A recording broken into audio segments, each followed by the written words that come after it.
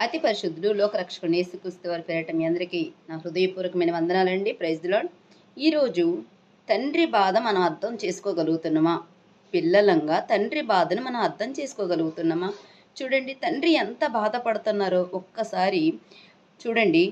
ఈరోజు తల్లిదండ్రులమైన మనం ఎంత బాధపడుతున్నామో మన తండ్రి అయిన దేవుడు కూడా అంత బాధపడుతున్నారు. ఈరోజు మనకున్న సమస్య పక్కవారికి చెప్పుకున్నట్టే తండ్రి అయిన దేవుడు మరి మన గురించి ఎవరికి చెప్పుకుంటున్నాడో తెలుసా? చూడండి, యెషయా గ్రంథము 1వ అధ్యాయము 2వ వచనం. యెహోవా మాట్లాడుచున్నాడు, ఆకాశమా ఆలకించు, భూమి చెవియొగ్గుము. నేను పిల్లలను పెంచి గొప్పవారినిగా చేసి తిని వారు నా మీద తిరగబడి ఉన్నారు. ఆకాశమా ఆలకించు, భూమి చెవియొగ్గు. చూడండి, మన గురించి మరి ఆయన ఎంత బాధపడుతున్నారు. ఈరోజు మన తండ్రి బాధ మనకు తెలియటం కోసం ఈరోజు మనకు పిల్లల్నిచ్చి వాళ్ళు చేస్తున్న పనికి మనం ఎంత బాధపడుతున్నామో రెండింటిని కంపేర్ చేసుకోవాలి. పిల్లలు మనం చెప్పిన మాట వినకుండా మరి లోకంకి వెళ్ళిపోతే ఎంత మనం బాధపడతామండి. అలానే తండ్రి అయిన దేవుడు తన పిల్లలకి మంచిగా ఇవ్వాలి, మంచిగా చేయాలి, వాళ్ళు మంచిగా బ్రతకాలి, భూమి మీద మంచిగా బ్రతకాలి, యథార్థంగా బ్రతకాలి వారు అని చెప్పేసి తండ్రి మరి మన కోసం ఎంతగా ప్రయాసపడుతున్నారండి. మరి మనం ఏం చేస్తున్నాం? మన ఇష్టానుసారంగా బ్రతికి తండ్రిని లెక్క చేయట్లేదు. మన పిల్లలు మనం లెక్క చేయకపోతే ఎలా ఉంటుందండి? అలానే తండ్రి అయిన దేవుడు బాధపడుతున్నారు. ఆకాశమా ఆలకించు, భూమి చెవియొగ్గు. ఇదిగో నా పిల్లలు నీ మీదే పెంచి గొప్పవారిగా చేశాను, కానీ నా మీద తిరగబడి ఉన్నారు. చూడండి, ఇంకా మరి ఇర్మియా గ్రంథము, మరి తండ్రి అయిన దేవుడు మనల్ని మంచి మార్గంలో నడిపించాలనుకున్నారు. మంచి మార్గంలో అయితే నువ్వు చెడు మార్గంలో నడిచి మరి ఈరోజు నువ్వు పడుతున్న ప్రతి బాధ అది మనం చేసుకుందేనండి. మనమే చేతులారా చేసుకుంది, తండ్రి బాధ పెట్టేవారు కాదు. చూడండి, ఇర్మియా గ్రంథము 2వ అధ్యాయము 17 చూద్దండి. నీ దేవుడైన యెహోవా నిన్ను మార్గంలో నడిపించుచుండగా నీవు ఆయన విసర్జించుట వలన నీకు నీవే ఈ బాధను కలుగు చేసుకుంటేవి కదా. ఈరోజు మనం పడుతున్న ప్రతి సమస్య, ప్రతి బాధ మనం చేసుకున్న దానికే. అలా అయితే అడగొచ్చు, మరి తండ్రి నేను ఒకవేళ పాపంలో పడితే తండ్రి శిక్షిస్తారా? తండ్రి శిక్షించరండి. మీకు అర్థం కావట్లేదు. మరి ఈరోజు నేను పడుతున్న సమస్యలు ఏంటివి? ఆయన శిక్షించకపోతే నేను పడుతున్న బాధలేంటి అని మీరు అనుకోవచ్చు. చూడండి, మరి అవ్వమ్మకు చెప్పలేదా ఈ పండు మీరు తినొద్దు అని ముందే చెప్పలేదా? ఆమె చేసింది తప్పు, చెప్పాడు దేవుడు ఆ పండు తినొద్దు అని. మరి దేవుడు తండ్రి అయిన దేవుడు మనకు చెప్పలేదా? లోకంలో పాపం ఉంది, జాగ్రత్త మనకు చెప్పలేదా? కానీ మనం వెళ్ళి అవ్వమ్మ ఈ మొత్తం మరి ఏదైనా తోటలో ఆ ఫలవృక్షాలన్నీ వదిలేసి ఆ పండు మాత్రమే తిన్నది. మరి ఈ లోకంలో మంచి కూడా ఉంది కదండి, చెడు మాత్రమే మనం తీసుకొని మరి మన ఇష్టానుసారంగా బ్రతికి ఈరోజు మనం పడుతున్న సమస్యలకి తండ్రే బాధ పెడుతున్నాడు, తండ్రి నన్ను శిక్షించాడు అని అనొచ్చా? ఈరోజు చూడండి, మరి మన పిల్లలకి మనం చెప్తుంటాం, జాగ్రత్త నాన్న, జాగ్రత్త, ఇదిగో ఇటువైపు వెళ్ళొద్దు, ఈ త్రోవలు వెళ్ళొద్దు, గుంటలున్నాయి, ఈ త్రోవలు వెళ్ళొద్దు, ముళ్ళులు ఉన్నాయి అని మనం చెప్పినప్పుడు అదే త్రోవలు వెళ్ళిపోతూ ఇదిగో ఏ ముళ్ళు గుచ్చుకున్నా మరి ఏ ప్రమాదం జరిగినా నా తండ్రి వెళ్ళొద్దన్నాడు, నేను వెళ్ళటం వల్ల ఈ సమస్య నేను తెచ్చుకున్నాను అనుకోకుండా నా తండ్రి పెట్టాడేమో, నన్ను వెళ్ళొద్దన్నాడుగా నేను వెళ్తున్నానని నా తండ్రి పెట్టాడేమో అనొచ్చా? చూడండి, మనం అలానే అడుగుతున్నాము. చూడండి, యాకోబు పత్రిక 1వ అధ్యాయము మనం అడుగుతున్నామంట. ఎందుకంటే తండ్రి చెప్పారు, నువ్వు సమస్యలు తెచ్చుకుంటావు, వద్దు. అవ్వమ్మతో కూడా చెప్పారు, ఈ పండు తిన్న పక్షాన నువ్వు చనిపోదువు అంటే ఏ విషయంలో చనిపోతాడండి? అంటే వారు పరిశుద్ధాత్మను కోల్పోయారు, పరిశుద్ధంగా వాళ్ళు చనిపోయారు. వాళ్ళు ఈరోజు ఆ సమస్యలు నువ్వు తెచ్చుకొని తండ్రి బాధ పెడుతున్నాడు అనొచ్చా? చూడండి, మనం అలానే అడుగుతున్నామంట. ఖచ్చితంగా అండి, దేవుడు మన హృదయాంతరంగా ఎరిగినవాడు, ఆయనకు తెలుసు మనం మాట్లాడుతున్నామా లేదా. ఇజ్రాయేల్ ప్రజలు మాట్లాడుకున్నప్పుడు ఆయన విన్నారంట, వాళ్ళు గొనుక్కున్నది కూడా ఆయన విన్నారంట. మన హృదయాంతరంగా ఎరిగిన దేవుడు. చూడండి, యాకోబు పత్రిక 1వ అధ్యాయము 12 చూడండి, 12 కాదు 13 చూద్దాం. దేవుడు కీడి విషయమై శోధింపనేరడు. మీకు ఒక క్లారిటీ రావాలి. దేవుడు కీడి వీళ్ళకి బాధలు రావాలి, వీళ్ళకి కష్టాలు రావాలని దేవుడు శోధించేవాడు. తండ్రి అంతే కోరుకుంటాడని తన పిల్లల గురించి. వీడు నాశనం అయిపోవాలి, వీడు మంచిగా ఉండకూడదు, వీడు మంచిగా బ్రతకూడదు అని ప్రతి తల్లిదండ్రులు అంతే కోరుకుంటారా? ఎలా కోరుకుంటామండి?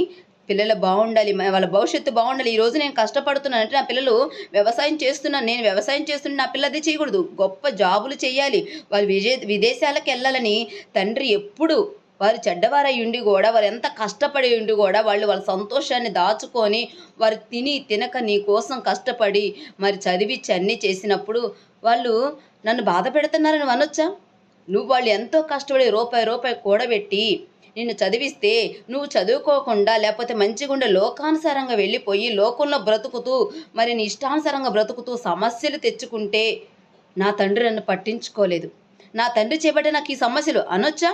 చూడండి, దేవుడి కీడి విషయమై శోధింపనేరడు, ఆయన ఎవరిని శోధింపడు గనక ఎవడైనా శోధింపబడినప్పుడు నేను దేవుని చేత శోధింపబడుచున్నానని అనకూడదు. ప్రతి వాడు తన స్వకీయ దురాశ చేత ఏడవబడి మరులు కొల్పబడిన వాడే శోధింపబడును.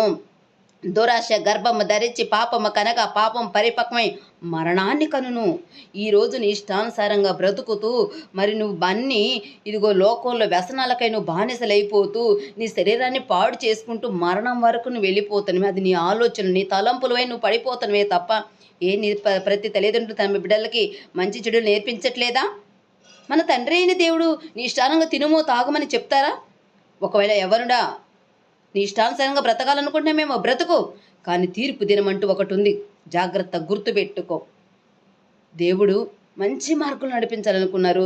ఈరోజు మనం పడుతున్న సమస్యలన్నీ కూడా, మనం పడుతున్న బాధలు వేదలు మనం తెచ్చుకున్నాయి. ఎందుకు? తండ్రి మాట వినక, తల్లిదండ్రుల మాట వినక తమ బిడ్డలు లోకంలో పడుతూ లోకంలోని చూడండి ఎంత భయంకరంగా ఉన్నారు. ప్రతి తల్లిదండ్రులు ప్రతి వాడిని చంపేసిరా, ప్రతి వాళ్ళని పాడు చేసిరా, ప్రతి ఇష్టానుసారంగా తాగుమో తిరుగుమో సుఖించమని చెప్తారండి. ఏమని చెప్తారండి? మంచిగా బ్రతుకు, యథార్థంగా బ్రతుకు, నీతిగా బ్రతుకు, కష్టపడి పని చేసుకో, నువ్వు ఒక ప్రయోజకుడు అవ్వాలి. అదే కదండి ప్రతి తల్లిదండ్రులు కోరుకునేది. చూడండి, ప్రసంగి గ్రంథము తండ్రి అసలు ఎంత ఆయన బాధపడదు. ప్రసంగి గ్రంథము మరి సొలొమోను గారు చాలా జ్ఞానంతో ఆయన అనుభవంతో రాసిన మాటలు ఇవి. చూడండి, మరి మొదటి అధ్యాయము 3వ వచనం, సూర్యుని కింద నరులు పడుట ప్రయాస అంతా వ్యర్థము, తరమ వెంబడి తరమ గతించిపోవచ్చునిది, భూమి ఒక్కటే ఎల్లప్పుడూ నిలుచును, సూర్యుడు ఉదయించును సూర్యుడు అస్తమించును, తాము ఉదయించిన స్థలమునకు మరలా చేరుటకు త్వరపడును, గాలి దక్షిణమునకు పోయి ఉత్తరమునకు తిరుగును, ఇట్లా మరలా జరుగుతుంది, సంచారమున తిరిగి వచ్చును.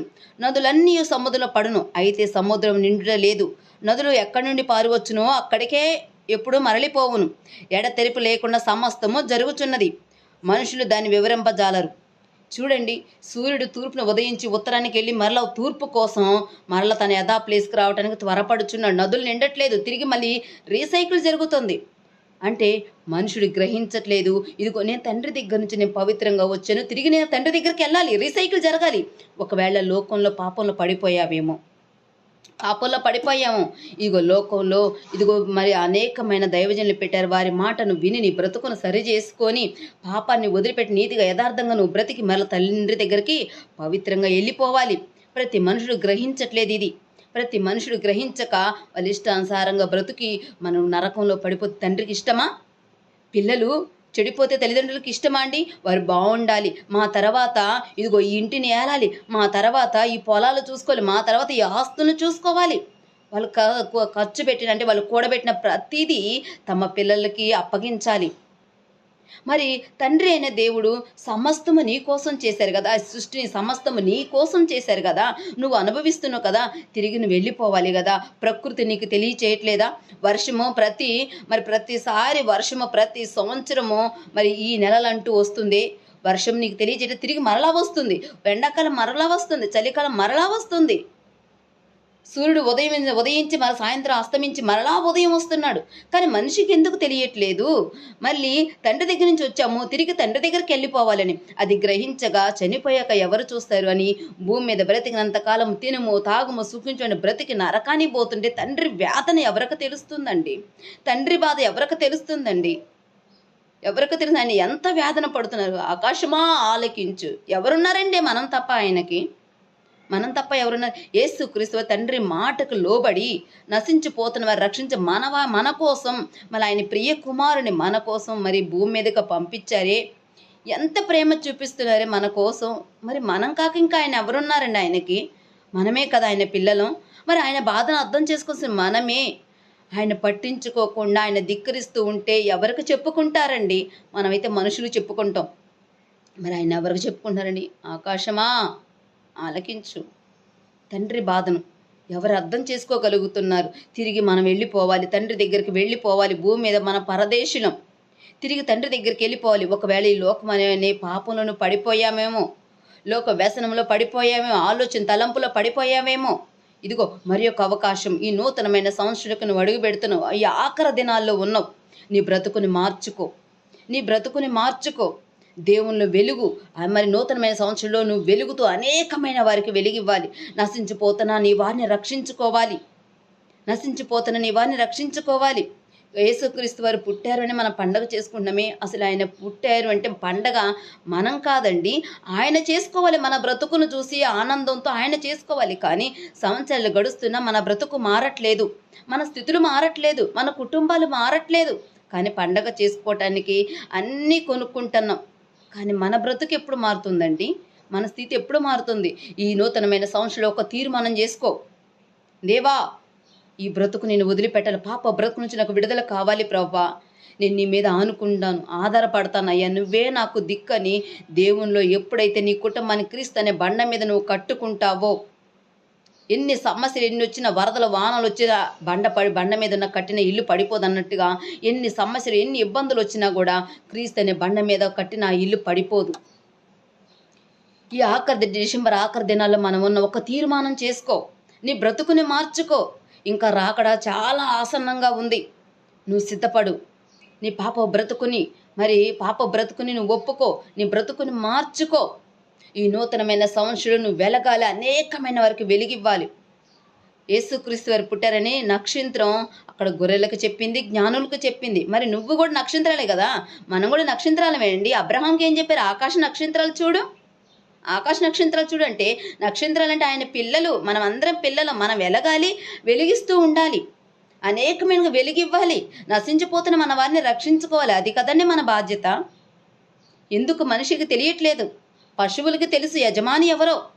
పశువులు యజమానుడు వాయిస్ గొంతు విని ఒక పిలుపు పిలవగానే మరి మందల దొడ్లోకి వెళ్ళిపోతాయి.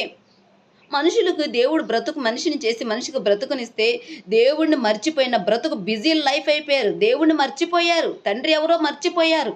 ఎందుకంటే లోకంలో ఒక తండ్రి ఉన్నాడు, ఆడే సాతాను. సర్ప సంతానం అయిపోయాం మనం. మరి ఈరోజు ఈ ఆఖరి దినాల్లో మన బ్రతుకుని మార్చి సర్ప సంతానం నుంచి వాడిని ఓడించి ఇగో దేవుళ్ళకి రండి, మన తండ్రిని సంతోష పెట్టాలి. మన బ్రతుకును చూసి యేసుక్రీస్తు పండగ చేసుకోవాలి, సంతోషపడాలి. సకల దూతల మధ్య నిత్యము పరిశుద్ధుని కొనియాడబడిచిన మన కన్న తండ్రి ఇదిగో మనం చూసి దేవదూతల ముందు ఆనందపడాలి. ఇస్తున్నామా మనం ఆనందాన్ని? ఇస్తున్నామా? మనల్ని చూసి తండ్రి వేదన పడుచున్నారు, బాధపడుతున్నారు. ఎప్పుడు అర్థమవుతుంది? నీ తల్లిదండ్రుల బాధను ఎప్పుడైతే అర్థం చేసుకుంటావో వారికి ఎంత సంతోషమో. ఈరోజు మన తండ్రి అయిన దేవుని బాధ అర్థం చేసుకొని మన బ్రతుకులు మార్చుకొని తిరిగి మన ఇంటికి వెళ్ళిపోవాలి.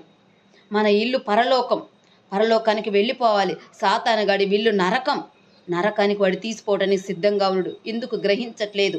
నీ పాప పొరలతో ఈ కళ్ళతో నువ్వు చూడకు, మనోనేత్రాలు చూడు. ఇదిగో వాడిని నేను ఎంతగా కృంగదీస్తుండో, ఎంతగా పాపంలో పడేసాడో. మనోనేత్రాలు తెరువు. ప్రియ సహోదరా, ఈ ఆఖరి దినాలు, ఈ డిసెంబర్ ఆఖరి రోజుల్లో ఒక తీర్మానంలోకి రా. నీ బ్రతుకుని మార్చుకో. దేవుళ్ళను వెలుగు, అనేకమైన వారికి వెలిగించి నశించిపోతున్న మన వారిని రక్షించాలని కోరుకుంటూ ఈ వాక్యం మనల్ని దీవించి ఆశ్రయించబడిన గాక. ఆమేన్. Praise the lord.